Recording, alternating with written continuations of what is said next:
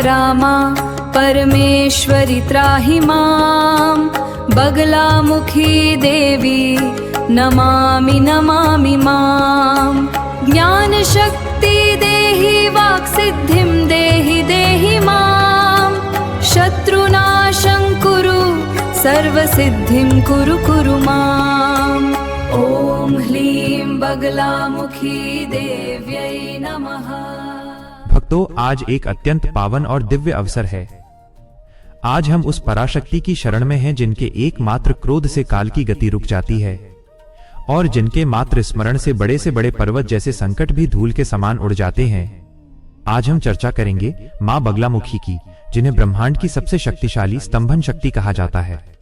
इस कथा को बहुत ध्यान से और अंत तक सुनिएगा, क्योंकि आज की ये कथा केवल एक कहानी नहीं बल्कि आपके जीवन की दिशा बदलने वाला एक आध्यात्मिक अनुभव है। कथा के अंत में मैं आपको एक ऐसा गुप्त और अचूक उपाय बताऊंगा जो आपकी बरसों पुरानी रुकावटों को एक क्षण में दूर करने की शक्ति रखता है। इस कथा को सुनने मात्र से ही आपके भीतर एक सुरक्षा कवच बन जाता है जो आपको अदृश्य शत्रुओं से बचाता है। भक्तों, कल्पना कीजिए उस समय की जब चराचर जगत में महाविनाश का अंधकार छाया हुआ था। सतयुग के उस कालखंड में एक ऐसा भयानक तूफान आया जिसने सृष्टि के अस्तित्व पर ही प्रश्न चिन्ह लगा दिया। भगवान विष्णु, जो इस जगत के पालनहार हैं, वे भी इस महाविनाश को देखकर अत्यंत चिंतित हो उठे।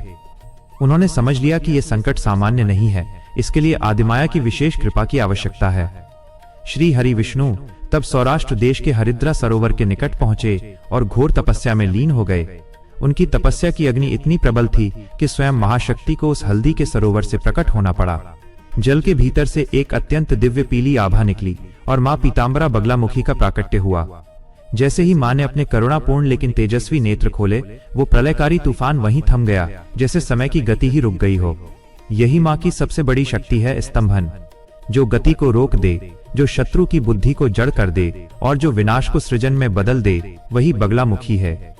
एक पौराणिक कथा के अनुसार प्राचीन काल में एक मदन नाम का असुर हुआ जिसने अपनी घोर तपस्या से वाक सिद्धि प्राप्त कर ली थी। वो इतना अहंकारी हो गया था कि जो कुछ भी कहता था वो सच हो जाता था। उसने अपनी इस शक्ति का दुरुपयोग देवताओं को कष्ट देने और धर्म का विनाश करने में करना शुरू किया। उसकी वाणी के प्रभाव से देवता भी विवश हो गए थे। तब देवताओं की पुकार सुनकर मां बगलामुखी रणचंडी के रूप में प्रकट हुई। उन्होंने उस असुर की जिह्वा को अपने हाथ से पकड़ लिया और उसकी वाणी की शक्ति को सदा के लिए स्तंभित कर दिया। मां का यह स्वरूप हमें यह सिखाता है कि जब अधर्म अपनी सीमा पार कर दे तो ईश्वरीय न्याय उसे शांत करने के लिए किसी भी सीमा तक जा सकता है। मां केवल शत्रुओं का नाश नहीं करती, बल्कि वे हमारे भीतर के आंतरिक शत्रुओं जैसे क्रोध, लोभ और अहंकार का भी स्तंभन करती हैं। भक्तों, मां का पीला रंग हल्दी का प्रतीक है जो आरोग्य और मंगल का सूचक है। उनके दाहिने हाथ में गदा है जो अधर्म का दलन करती है और बाएं हाथ में शत्रु की जीभ है जो मौन और शांति का प्रतीक है। कलयुग के इस दौर में जहां हर व्यक्ति मानसिक द्वंद्व, कोर्ट कचहरी के विवादों या गुप्त शत्रुओं से घिरा है, वहां मां बगलामुखी की शरण ही एकमात्र उपाय है।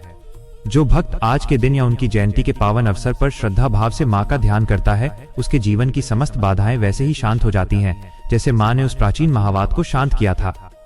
जैसा कि मैंने आपसे वादा किया था, अब समय है उस गुप्त उपाय का जो आपकी हर रुकावट को दूर कर सकता है। यदि आपके काम बनते बनते बिगड़ जाते हैं या कोई शत्रु आपको बहुत परेशान कर रहा है, तो आज की रात या किसी भी शुभ मुहूर्त में मां के सामने एक घी का दीपक जलाएं जिसमें थोड़ी सी पिसी हुई हल्दी डाल दें। मां को पीले पुष्प अर्पित करें और 7 बार ही बीज मंत्र का मानसिक जाप करते हुए अपनी समस्या उनके चरणों में कह दें। विश्वास मानिए, मां की कृपा से आपकी वाणी और कर्म में वो बल आएगा कि दुनिया की कोई भी शक्ति आपको सफल होने से नहीं रोक पाएगी। भक्तों, आज की ये दिव्य चर्चा आपको कैसी लगी, हमें कमेंट में जरूर बताएं। अगर आपको मां बगलामुखी की ये महिमा अच्छी लगी हो तो इस वीडियो को लाइक करें और अन्य भक्तों के साथ शेयर करें ताकि वे भी इस ज्ञान का लाभ उठा सकें। दिव्य भक्ति वाणी 108 परिवार से जुड़ने के लिए चैनल को सब्सक्राइब करना न भूलें और घंटी वाला बटन जरूर दबाएं ताकि हर पावन कथा आप तक सबसे पहले पहुंचे। मां पीतांबरा आप सबका कल्याण करें। जय मां बगलामुखी। जय श्री राम।